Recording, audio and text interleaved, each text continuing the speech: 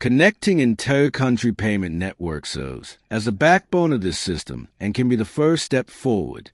We already have key backbone components in place in several BRICS countries, including China, Russia, and Iran. As more countries join these bilateral local currency arrangements, we will gradually reach the structure of a unified financial corridor community. The financial corridor concept, proposed by the governor of the Central Bank of Iran at the recent summit and welcomed by member states, is essentially a joint effort to create a common roadmap. Its goal is to reduce time and overhead costs and accelerate operational speed for both bilateral and multilateral trade among member countries. All member countries have reached consensus on several key points, including 1. Eliminating redundant transaction costs tied to SWIFT and dollar-centric monetary and financial systems. As is well known, banking relations based on global currencies involve complexities that simply do not exist when dealing in local currencies. Enhancing the speed of exchanges between countries goes hand in hand with improving transaction security based on clearly defined legal, monetary, banking, and regulatory protocols. These are the distinct advantages of corridor-based relations, allowing states to operate under shared legal frameworks, circumvent prevailing international constraints, and significantly increase the velocity of their exchanges.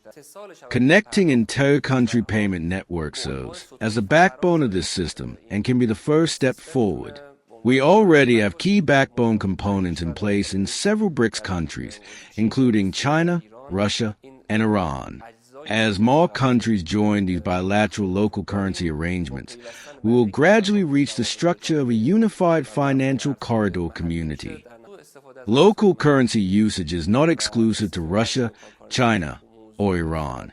It is a concern for all countries seeking to optimize their exchange environment, eliminate redundant transactions, increase payment speeds, avoid the complexities of SWIFT, and transition into a clearing framework.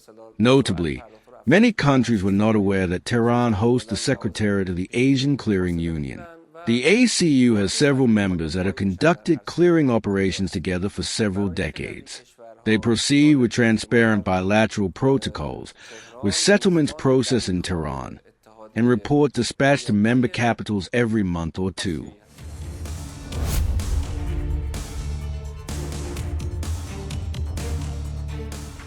Iran has reportedly reached a deal with Oman on a shipping route after weeks of technical talks over safe navigation through the Strait of Hormuz. Tehran and Muscat agreed on route coordinates for safe shipping through Hormuz, according to Iran's defense press. Iranian spokesman Esmail Baghai said the talks had made progress despite what Tehran described as U.S. obstruction. Both sides were still negotiating outstanding issues before the agreement could be formally finalized between the two countries. Baghai said Tehran and Muscat were also discussing a joint statement that would officially announce the shipping arrangement. The route agreement was a necessary step towards safer navigation, but would not by itself reopen the Strait of Hormuz, Baghai said. Iran said the agreement was aimed at ensuring safe passage while protecting the sovereignty and security interests of both countries. Iran and Oman began intensive technical talks after signing a June 18 memorandum focused on establishing safe navigation through the waterway. Tehran said the route agreement remained a bilateral arrangement between Iran and Oman and did not involve outside powers. Iran-Oman technical talks remained ongoing as the two sides worked toward a joint formal statement on the arrangement, according to reports. Meanwhile, Iran said instability in the Strait of Hormuz had resulted directly from US and Israeli actions in the region. What is stated in the Islamabad Memorandum of Understanding is the end of the war, meaning in the Islamabad Memorandum, the end of the war was declared. Yes, the United States violated the Memorandum of Understanding and clashes have resumed, but we did not have a ceasefire that would now need to be extended. We had the end of the war, but now we have found ourselves in a new situation.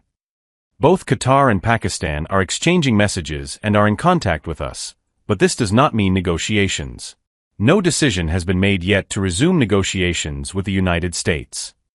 For now, we are designing a temporary route that will later be converted into a final route in subsequent stages. This is a technical task being carried out between specialists from the two countries, Iran and Oman.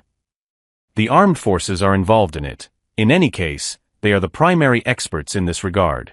It is possible that we will reach a result soon, But I want to emphasize that this negotiation and the opening of the Strait of Hormuz are two separate issues.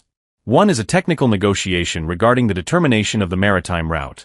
Once this route is determined, whether the strait be reopened or not depends on the fulfillment of other conditions that the United States must adhere to.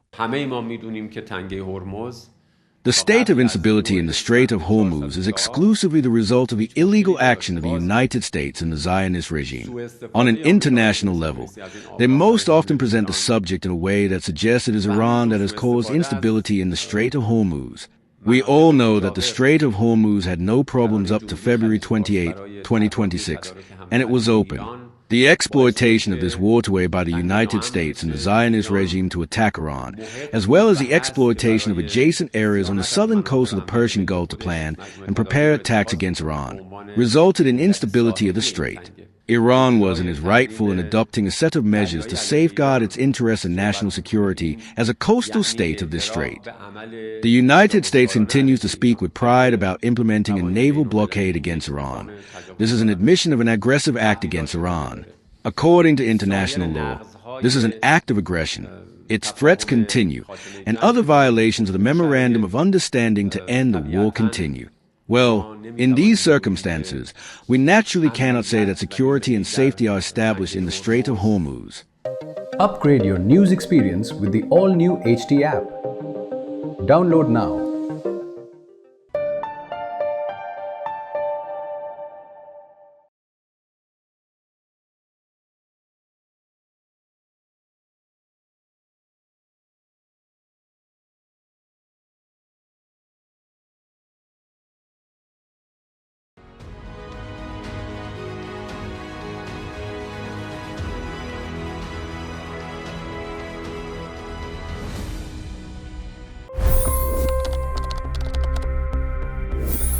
$25 crore गरीब गरीबी को परास्त करके बाहर निकले। For the good of our nation, let's work together and let's truly make America great again. The fastest news breaks. Requested PM saying that look, you'll have to speak to Putin and to Zelensky. The biggest newsmakers. The relationship with India is probably the most important bilateral relationship the U.S. will have for the rest of this century. The capital delivered quite an election result today. Expert analysis. The million-dollar question today is how to stop this dance of death. Ground reports. I'm standing at the crossroad of the Kumbh Mela. Behind me are more than 100 entry ghats. Long-form interviews. Exclusionary politics is reflected in Manipur case as well. You don't bother because this is a small state. Have you ever wondered what happens when a banking dynasty meets tides of world history, intrigue, and a dash of myth? Why exactly did the US topple the Sheikh Hasina government? HT videos.